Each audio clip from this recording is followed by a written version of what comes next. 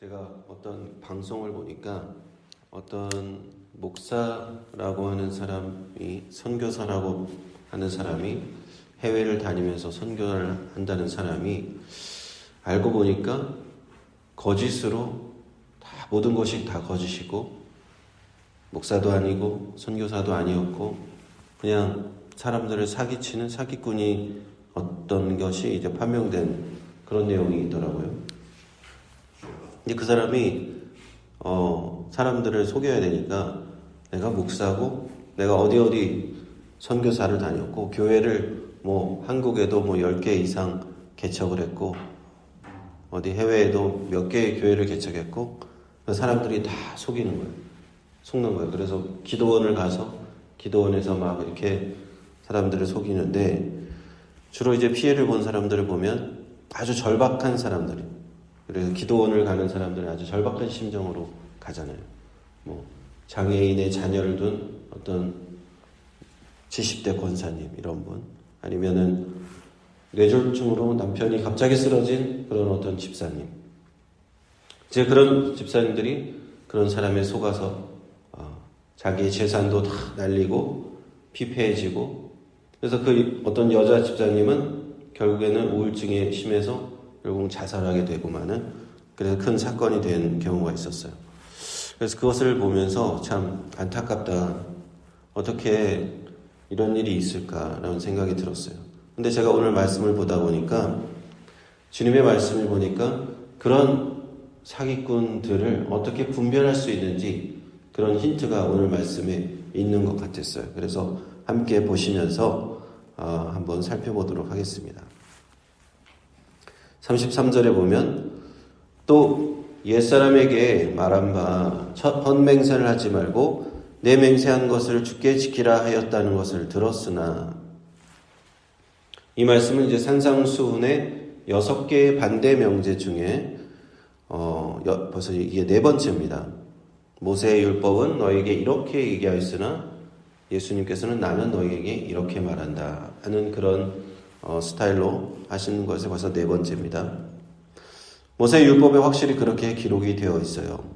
레위기 19장 12절에 너희는 내 이름으로 거짓 맹세하지 말아라 되어 있고, 민수기 30장 2절에 여호와께 서원하거나 서약하였으면 깨뜨리지 말고 다 이행하라고 하셨고, 스가랴서 8장 17절에 거짓 맹세를 좋아하지 마라 여호와께서 미워하는 것이다 라고 되어 있습니다. 그냥 구약 성경에서는 여러 번에 걸쳐서 맹세를 거짓 맹세하지 말고 반드시 지키라고 되어 있었어요. 근데 이 율법을 주신 당시에도 하나님의 말씀은 분명히 좋은 의미로 사람들에게 내려졌어요. 그렇죠? 그런데 예수님께서 이 말씀을 하신 그 당시에는 이미 이 율법을 좋은 의미 그대로 사용하는 것이 아니라 아주 잘못된 의미로 사용하고 있었다라는 것입니다. 그것은 또한 지금도 마찬가지일 수도 있어요. 34절, 35절, 36절 이어서 보면 나는 너에게 이르노니 도무지 맹세하지 말지니 하늘로도 말라 하나님의 보좌이고 땅으로도 말라 하나님의 발등상이고 예루살렘으로도 말라 큰 임금의 성이고 내 머리로도 말라 내 하나님도 하나도 희고 검게 할 수 없다라고 되어 있죠. 율법의 말씀은 아무런 문제가 없었는데 다만 문제는 무엇인가? 사람들이 문제인 거예요. 사람들이. 그 맹세를 하면서 그 맹세를 어떤 자기가 책임져야 되는 그런 문제의 회피의 수단으로 악용하는 경향이 있었다. 예수님 당시에도 그런 경향이 있었다는 것이죠. 율법을 잘 지키는 것처럼 보이죠. 맹세를 하면 다른 사람들한테 신뢰감이 느껴지죠. 그런 것을 사람들은 알고서 이걸 남용했다라는 것입니다. 남용하고 남발하는 것에 또 그칠 뿐만 아니라 어떤 사람들은 자기가 지키지도 못할 그런 맹세를 하는 거예요. 왜냐하면 다른 사람들을 그 얘기를 하면 다른 사람들이 자기를 믿게 되기 때문에 그렇겠죠. 그렇게 하나님의 이름을 두고 잘못 맹세하는 경우들이 굉장히 많았다는 겁니다. 그리고 그렇게 되게 되면 이 10계명 모세율법에서 가장 중요한 10계명의 제3계명 여호와 하나님의 이름을 망령되이 부르지 말라라는 이 계명을 정면으로 어기게 되는 것이죠. 그리고 내가 약속을 뻔히 못 지킬 줄 알면서도 거짓 맹세하는 것은 바로 무엇과 연관되느냐? 이것은 바로 사람들을 속이는 사기와 연관이 되는 거예요. 상대방을 안심시키고 그 사람을 속이기 위해서 또 그럼으로써 내가 어떤 이득을 얻기 위해서 이렇게 맹세를 하는 경우가 있었다는 거예요. 그리고 사람들이 하나님의 이름을 직접 거론하기는 제3계명이 있어서 부담스러우니까 다른 방법을 약간 돌려서 맹세를 했다는 것이에요. 그게 바로 예수님의 말씀, 오늘 말씀에 나오는 겁니다. 하나님의 이름으로 맹세하기는 좀 부담스러우니까 하늘로 맹세하고 땅으로 맹세하고 예루살렘 하나님의 거룩한 성 예루살렘으로 맹세하고 자신의 머리를 두고 맹세했다는 거예요. 그러나 예수님께서는 그런 맹세도 하지 말라는 거예요. 하나님의 이름은 뿐만 아니라 무엇으로도 맹세하지 말라. 하늘은 하나님의 보좌고 땅은 발등상이고 예루살렘은 큰 임금의 성이다. 우리가 맹세할 만한 그런 것들이 아니다. 내 머리카락조차도 네가 희고 검게 할 수 없으니 이 모든 것들은 우주 만물의 것들은 하나님께 속해 있는데 그것 모든 것이 우리가 맹세할 수 있는 대상조차 되지 않는다는 거예요. 그런 우회적인 방법들을 아무리 써도 하나님의 이름을 거론하여 망령되이 일컫는 것과 진배 없다. 이렇게 예수님은 말씀하셔요. 그러면서 결론적으로 하시는 말씀은 도무지 맹세를 하지 마라. 맹세 자체를 하지 말라는 거예요. 맹세 자체. 맹세 자체가 전혀 필요 없다. 불필요하다고 말씀하시는 거예요. 왜 불필요하다는 걸까?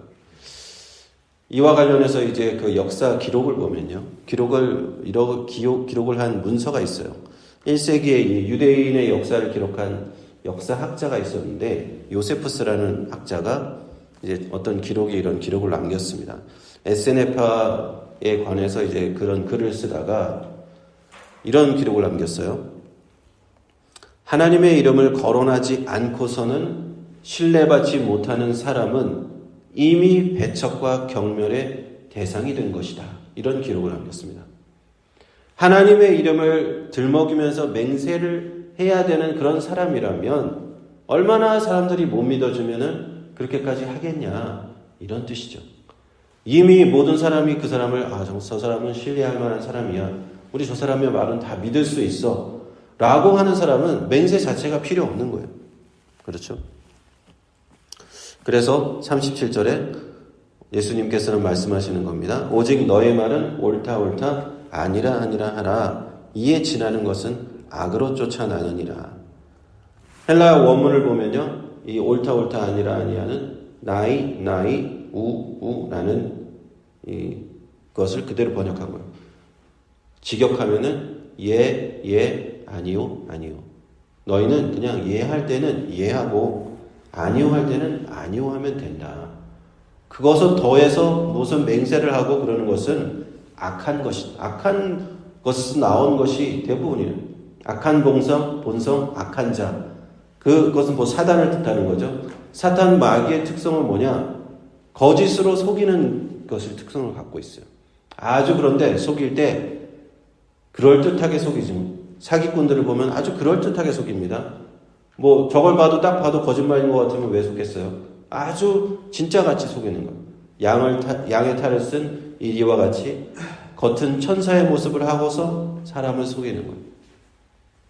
그것이 거룩한 맹세를 하는 듯하지만 그 실상은 악한 것이다. 우리 주님은 그것을 경계하라고 말씀하시는 것입니다. 그러므로 맹세는 절대 하지 마라. 이렇게 말씀하신 겁니다. 어떤 분이 그런 얘기를 하는 걸 들었어요. 자기가 교회의 장로님이라는 분한테 사기를 당했다. 끝까지 그분을 믿었는데 지불해야 될 대금도 지불하지 않고 도망가 버렸다. 야반도주를 해버렸다. 또 어떤 분이 또 그런 얘기를 합니다. 나는 어떤 교회 집사님이라는 분한테 사기를 당했다. 그런데 그런 일이 있을 때 그런 사람들이 다 공통적으로 이런 말을 했다는 거예요. 내가 교회 장로인데 나를 못 믿겠어? 뭐 내가 교회 집사인데 저는 믿어도 돼. 하나님께 맹세하고 내가 나를 믿어도 된다. 라고 얘기했다는 거예요. 자, 예수님 말씀과 이게 연관이 되죠. 교회 장로요, 권사요, 집사에서 막 나를 확실하게 믿어도 된다. 내가 목사요, 선교사요. 제가 서두에도 말씀드렸듯이 그런 사기꾼들이 그런 말들을 쓴다는 거예요. 그럴 때 우리가 아무 의심 없이 믿어도 되느냐 하는 것입니다. 뭐 100%는 아니겠지만 다는 아닐 수 있지만 그런 사람들은 대부분 사기꾼일 수도 있다라는 걸 생각해 주셔야 돼요. 예수님께서 오늘 가르쳐 주시잖아요. 예, 아니요, 아니요. 여기서 더하는 것은 악한 본성에서 나오는 것이다. 그런 말을 한다는 자체가 내가 그런 신뢰할 만한 사람이 아니다. 그러니까 어떤 이미 신뢰할 만한 사람이라면 그렇게 자기가 그런 말을 할 필요조차 없다는 거죠. 사기꾼들은 그러나 속여야 되기 때문에 자꾸 말로 남을 속이게 된다는 거예요. 말로 무리하게 설득을 하려는 거예요. 그러므로 우리는 이것을 경계해야 합니다. 결론적으로 말씀을 드리면요. 구약의 율법의 본래 목적은 하나님 앞에서 결단의 맹세를 할 때 그것을 성실히 지키라는 의미였어요, 사실은. 그러나 사람들이 꾀를 내고 사람들이 악한 본성에서 자꾸만 그 맹세를 남용하고 오용하고 자기 책임을 회피하는 수단으로 사용하고 하였기 때문에 주님께서는 맹세를 도무지 하지 말라라고 새로운 계명을 주신 겁니다. 맹세의 필요성은 이제 완전히 부정하시고 율법을 한 차원 더 높은 차원으로 끌어올리신 것입니다. 우리 예수님께서 우리 제자들에게 또 저와 여러분에게 요구하시는 것은 이제 하나님 나라의 새 계명인데요. 그것은 지킬 수 없는 맹세를 하거나 속이기 위해서 맹세를 하는 그런 악한 모습이 아니라 오직 이 땅에 임하신 하나님 나라에서 우리가 할 것은 예는 예로 아니오는 아니오로 말하는 단순하고 정직한 삶의 태도라는 것입니다. 주님께서 우리에게 보여주시는 그 새로운 하나님의 나라에서는 진실하고 투명한 말과 행동이 우리의 일상이 되는 거예요. 더 이상 불필요한 맹세가 필요 없는 그곳이 하나님의 나라는 거예요. 과장도 필요 없고 그저 우리의 순수한 모습 그대로 예할 것은 예, 아니오 할 것은 아니오만 하면 되는 하나님 앞에서 그렇게 정직하게 살아가는 그런 모습이 될 것인 줄 믿습니다.